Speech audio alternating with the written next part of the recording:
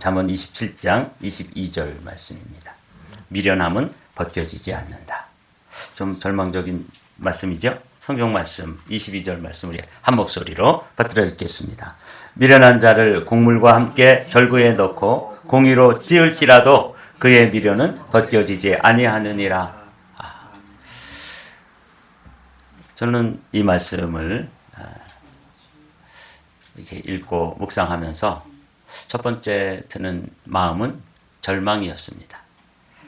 공동번역을 보십시오. 어리석은 자는 절구에다 찧어도 어리석음이 벗겨지지 않는다. 이게 이제 우리의 이야기이면서 동시에 저의 이야기 아닙니까? 더군다나 이 세상에서 가장 지혜로웠던 지혜의 사람 솔로몬 왕이 이런 말을 하고 있단 말이죠. 그에게 주신 지혜를 가지고 사람들의 미련함을 좀 벗겨주고 그 미련함을 벗어나서 지혜로운 사람이 될 수 있는 그런 삶이 있다. 내가 지혜를 가지고 보니까 그거 내가 할 수 있다. 나만 믿어라. 이렇게 좀 얘기를 해줬으면 좋겠는데 이 세상에 가장 지혜의 사람인 솔로몬도 미련한 자를 곡물과 함께 절구에 넣고 공의로 찌을지라도 그의 미련은 벗겨지지 않는다.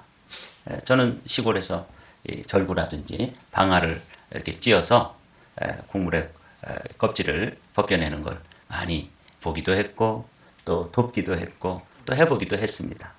뭐 절구에다가 옥수수 같은 거 이렇게 좀 약간 불려서 그리고 절구에다 놓고 확 찌면은 그 옥수수가 깨지지 않고 그 껍질이 벗어져요. 옥수수의 그 겉에 껍질.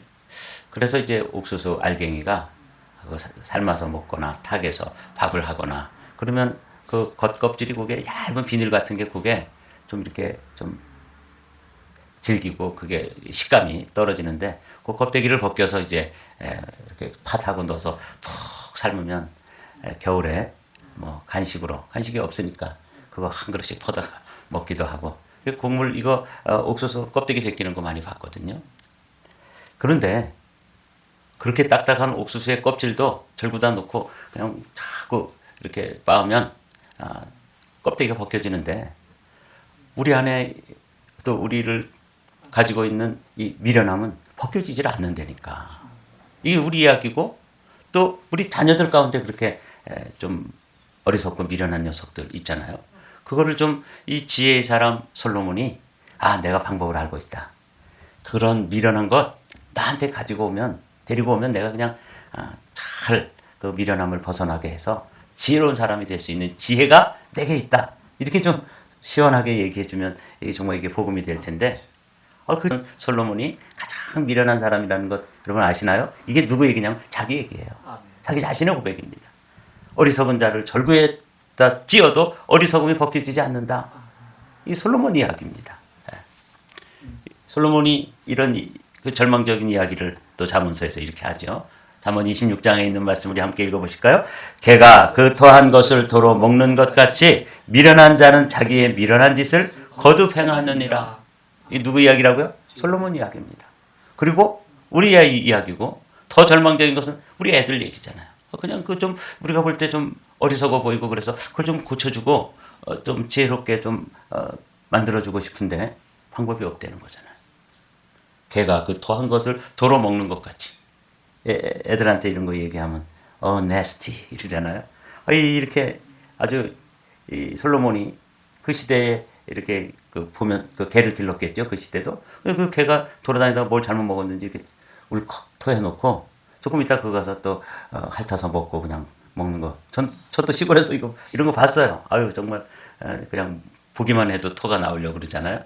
근데 이게 개 이야기가 아니라 사람 이야기예요. 미련한 자는 자기의 미련한 짓을 거듭 행하느니라.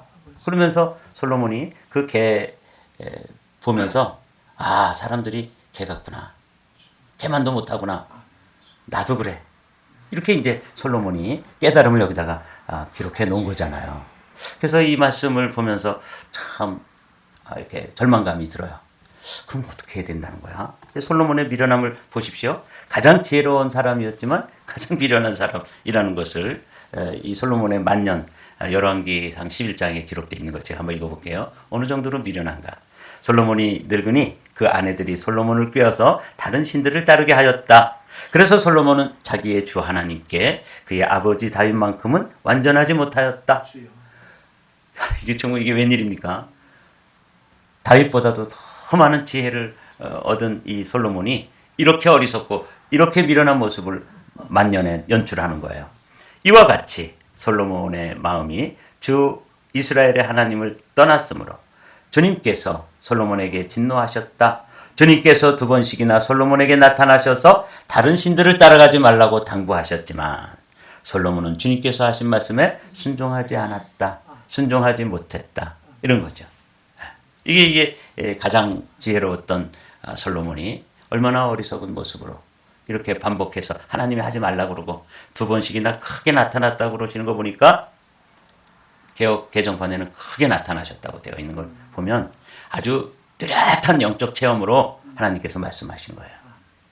어떤 경우인지는 우리 모르죠. 솔로몬이 체험한 것 모르지만 뭐 부인할 수 없을 만큼 이거 하나님이 말씀하신 게 맞아. 하나님이 분명히 이렇게 말씀하셨어. 이렇게 부정할 수 없는 아주 분명한 깨달음과 또 징조를 가지고 솔로몬에게 말씀하셨지만 그 지혜로웠던 솔로몬도 노년에 어리석음으로 가득 차 있는 모습. 개가 그 토한 것을 도로 먹는 것처럼 미련한 사람은 그걸 반복한다고 그러는 이야기가 자기 이야기예요. 미련한 것은 절구에 넣고 쪄도 곡물은 찧어지지만 곡물은 그 껍질이 벗겨지는 것 제가 많이 봤거든요. 근데 사람의 미련함은 솔로몬처럼 벗겨지지 않더라는 거 아닙니까? 예, 여기까지가 이제 절망이에요. 그럼 어떻게 하면 좋을까? 우리의 미련함뿐만 아니라 우리 자녀들 가운데 자꾸 어리석은 짓 하는 녀석들을 좀 돌봐주고 그거 좀 시정해주고 그거 좀 고쳐주고 싶은데 뭐 지혜로웠던 사람 솔로몬도 안 된다고 그러니까 이거 어떻게 하면 좋아요? 이게 이제 오늘 우리의 질문입니다. 솔로몬에게는 대안이 없지만 주님께는 대안이 있습니다. 아멘. 대안은 죽는 거예요. 고쳐서는 못 씁니다. 이 놀라운 일이죠. 제가 우리 가정이 이렇게 좀 어렵고 그랬을 때 가정사역에 대해서 1년 동안 일산이라는 도시가 있잖아요. 거기 제가 살던 곳은 동대문 용두동 근처였으니까 거기서 매주 월요일마다 가서 가정사역에 대해서 들었어요. 어떻게 하면 가정을 행복하게 그리고 나 자신을 좀 심리학적으로 좀 상담을 해가지고 나 자신을 변화시키고 또 제 아내도 변화시키고 또 우리 성도들도 변화시키고 그런 소망을 가지고 다녔는데 그때 그 송기론 목사님이라는 분이 가정사역 연구한 그런 분 아니에요? 그분이 뭐라고 말씀하시냐면 60년 동안 만들어진 습관은 고칠 수 있는 방법이 있다. 그런데 60년 걸린다. 이렇게 말씀하시더라고요. 이게 이 세상에서 심리학을 연구하고 상담학을 연구해서 사람들을 상담해주는 그런 그것도 가정사역의 대가인 그 목사님이 그렇게 말씀하시는 거야. 60년 걸린 습관은 고칠 수는 있는데 60년 걸린다는 거예요. 80대신 우리 사모님 습관을 누가 고치라고 그러면 그래 고칠 수는 있어. 근데 나 80년 걸릴 거야. 이렇게 되니까 이게 절망 아니에요? 근데 주님은 있다. 할 수 있는 방법이 있는데 그것은 죽는 것이다. 그 대신 내가 죽을 때 같이 죽자. 이렇게 말씀하시는 거예요. 이 비밀을 깨달은 사람이 누구냐면 솔로몬이 아니라 누구예요? 바울이에요. 내가 그리스도와 함께 십자가에 못 박혔나니. 그러니까 바울도 고집이 있고 혈기도 있고 그 벗어지지 않는 미련함이 바울 안에도 있었던 것을 여러분 우리는 알 수 있습니다. 그 바나바하고 막 이렇게 심하게 욕하면서 싸우고 심히 다퉜다 그런 거 보니까 하여튼 육두문자를 쓰면서 싸우지 않았겠어요? 이게 바울이에요. 그러나 바울이 새 사람이 되는 방법을 갈라디아 교인들에게 자신의 간증으로 들려주는 거예요. 내가 그리스도와 함께 십자가에 못 박혔나니 그런즉 이제는 내가 사는 것이 아니요 오직 내 안에 그리스도께서 사시는 것이라. 이제 내가 육체 가운데 사는 것은 나를 사랑하사 나를 위하여 자기 자신을 버리신 하나님의 아들을 믿는 믿음 안에서 사는 것이다. 아멘. 여러분 이게 주님의 대안입니다. 제가 그 솔로몬 이야기를 들으면서 야 미련한 것 벗겨지고 싶고 벗어나고 싶은데 방법이 없다니까 큰 절망이 찾아오고, 또 우리 애들을 바라봐도 절망이 찾아오는데 예수님께서 방법이 있다. 십자가에 죽는 것이다. 죽고 새로 태어나는 방법이 없는 거예요. 그렇습니다. 보십시오. 고린도후서 5장 17절, 우리 잘 아는 말씀이죠. 함께 읽습니다. 그런즉 누구든지 그리스도 안에 있으면 새로운 피조물이라. 이전 것은 지나갔으니 보라 새 것이 되었도다. 아멘. 바울은 이 놀라운 비밀을 성령의 은혜로 깨달았던 것이죠. 아, 그렇구나. New creation, 새로운 피조물이죠. New being, 새로운 존재죠. 이거는 미련함을 벗어나서 그리스도 안에서 새롭게 빚어질 수 있고, 그래서 이전 것 미련한 것이죠. 그리고 죄된 것이죠. 욕된 것이죠. 악한 것이죠. 이전 것은 지나갔다. 보라 새 것이 돼. 새 것이 되었도다. 이렇게 말씀하시는 이 말씀을 이 아침에 주님은 소망의 말씀으로, 복음으로 우리에게 들려주시는 거예요. 바울은 이 놀라운 사실을 깨달았던 것이죠. 솔로몬은 절망만 했습니다. 절구에다가 넣어줘도 미련한 것이 벗어지지 않는구나. 나도 그래. 이게 솔로몬의 고백이었다면, 예수 그리스도 안에서 방법을, 대안을 발견한, 이 소망을 발견한 사도 바울은 새롭게 될 수 있는 방법이 있는데, 그것은 예수 그리스도와 함께 죽고 예수와 함께 사는 것이다. 여기까지 말씀을 묵상하다가 요즘 우리가 절기를 주일마다 나누잖아요. 이 절기에 관해서 하나님께서 여호와의 절기, 하나님께서 유대인들에게 이 절기를 계절마다 만들어서 이렇게 모이도록 하고 그 절기를 지키도록 하면서 사실은 방법을 다 가르쳐 준 거예요. 여기 대안이 있다. 유월절, 무교절, 초실절, 오순절, 이 절기, 이 명절을 지키면서 사실은 그 미련함을 벗어날 수 있는 방법이 유월절, 나와 함께 죽자. 그리고 나와 함께 장사되라. 그리고 나와 함께 다시 살자. 그리고 그 사는 삶의 원동력은 네가 아니라, 네 힘이 아니라 누구 힘? 성령의 힘으로 살 수 있다. 그래서 우리가 거룩한 삶, 미련함을 벗어나서 정말 하나님께서 기뻐하실 만한 지혜의 삶을 살 수 있는 길을 그들이 매년 모이는 명절에 다 계시, 다 보여줘. 이 커튼을 탁 열어서 보여줬어요. 그래도 모르는 거죠. 솔로몬도 몰랐어요. 누구는 알았어요? 하나님의 사람 바울은 이 사실을 알았습니다. 예수와 함께 살고 예수와 함께 죽고 예수와 함께 사는 방법이 그 비결이구나. 그래서 내가 그리스도와 함께 십자가에 못 박혔다. 그래서 내 안에 그리스도께서 사신다 하는 이 고백. 그런즉 누구든지 그리스도 안에 있으면 새로운 피조물이 되었다. 보라, 이전 것은 지나갔으니 새 것이 되었도다. 이렇게 고백하고 간증할 수 있는 그 경험을 사도 바울은 경험했던 것이죠. 로마 교회 성도들에게도 아주 선명하게 말씀하시죠. 무릇 그리스도 예수와 합하여 세례를 받은 우리는 그의 죽으심과 합하여 세례를 받은 줄을 알지 못하느냐? 그러므로 우리가 그의 죽으심과 합하여 세례를 받음으로 그와 함께 장사되었나니 이는 아버지의 영광으로 말미암아 그리스도를 죽은 자 가운데서 살리심과 같이 우리로 또한 새 생명 가운데 행하게 하려 함이라. 우리가 그의 죽으심과 같은 모양으로 연합한 자가 되었으면 또한 그의 부활과 같은 모양으로 연합한 자도 되리라. 아멘. 십자가와 부활. 이게 미련함을 이겨내고 미련함을 벗어나고 미련함을 극복하는 대안이 뭐냐면 십자가입니다.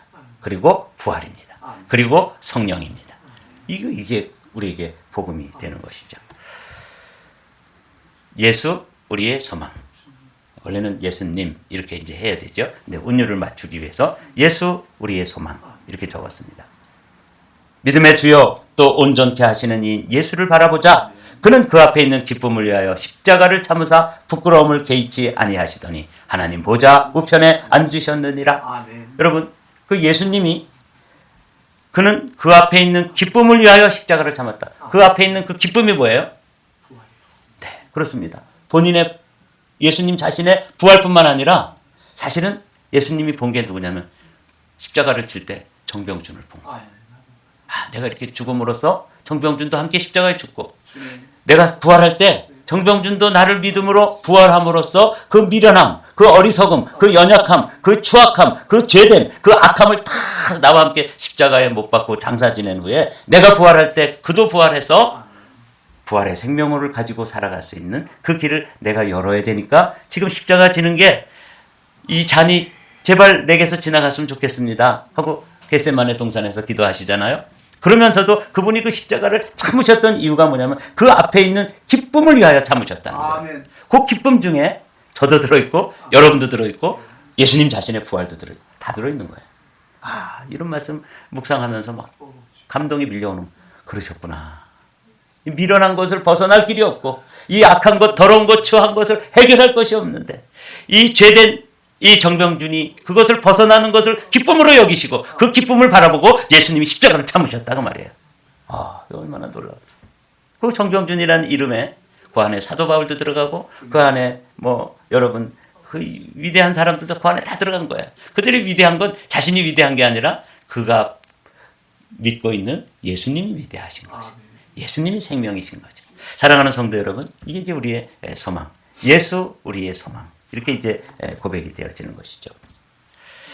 빌립보서 1장 6절의 말씀을 제가 읽겠습니다. 너희 안에 착한 일을 시작하신 이가 그리스도 예수의 날까지 이루실 줄을 우리는 확신하노라. 아멘. 사도 바울이 빌립보 교인들에게 우리 안에 그 빌립보 교인들과 사도 바울 안에서 사실은 사도 바울도 엄청 악한 사람입니다. 겸손하게 얘기할 거 없어요. 나는 죄인 중에 괴수다 그렇게 말하잖아. 왜냐하면 자신의 죄성을 직면했을 때 사도 바울이 실존적으로 고백할 수 있는 고백이 나는 죄인 중에 괴수입니다. 이렇게 고백한 고백이 그게 사실이에요. 저도 마찬가지입니다. 그런데 예수님이 함께 십자가에서 죽으시고 또 부활하신 후에 그 안에 성령으로 오셔서 착한 일을 바울 안에서 시작한 거예요. 그래서 바울을 바울되게 하고 그를 거룩한 사도로 인류 역사상 가장 위대한 사도로 만들어가는 일은 바울이 위대해서가 아니라 바울이 믿고 의지하고 그 안에서 일하시는 성령 하나님이 위대하신 거예요. 나오잖아요. 너희 안에 착한 일을 시작하신 이가 그리스도 예수의 날까지 이루실 줄 우리가 누구예요? 바울 플러스 빌립보 교회 플러스 한마음교회 성도들, 이 우리잖아요. 우리는 확신하노라. 이게 이제 우리가 가지고 있는 소망입니다. 이제 말씀을 마칠까요? 잠언 27장 22절의 말씀은 사실이지만 이 사실이 우리에게 큰 절망을 가져다 줍니다. 미련한 자를 곡물과 함께 절구에 넣고 공의로 찌울지라도 그 곡물의 껍질은 벗겨지는데 사람들의 미련한 것은 벗겨지지 않는다. 개가 토한 것에 도로 가서 먹는 것처럼 미련한 자가 그것을 반복하는 모습을 솔로몬은 보면서 또 이런 진리의 말씀을 우리에게 전해 주신 거죠. 그런데 이 말씀은 우리에게 절망을 가져다 주지만 예수님은 우리에게 소망을 가져다 주신다. 믿음의 주요 온전케 하시는 이인 예수를 바라보자. 예수 안에 해답이 있고 예수가 방법이 있고 예수가 해법이고 예수 그리스도께서 사실은 모든 것이 되십니다. 이 아침에도 믿음의 주요 온전케 하시는 이인 예수님을 바라보면서 여러분 안에 있는 미련한 것, 죄된 것, 악한 것, 십자가에 다시 한번 못 받고 그리스도와 함께 부활의 생명으로 성령의 은혜와 능력으로 충만하게 넉넉히 이기는 그런 승리의 사람들이 되시기를 주님의 이름으로 축복합니다.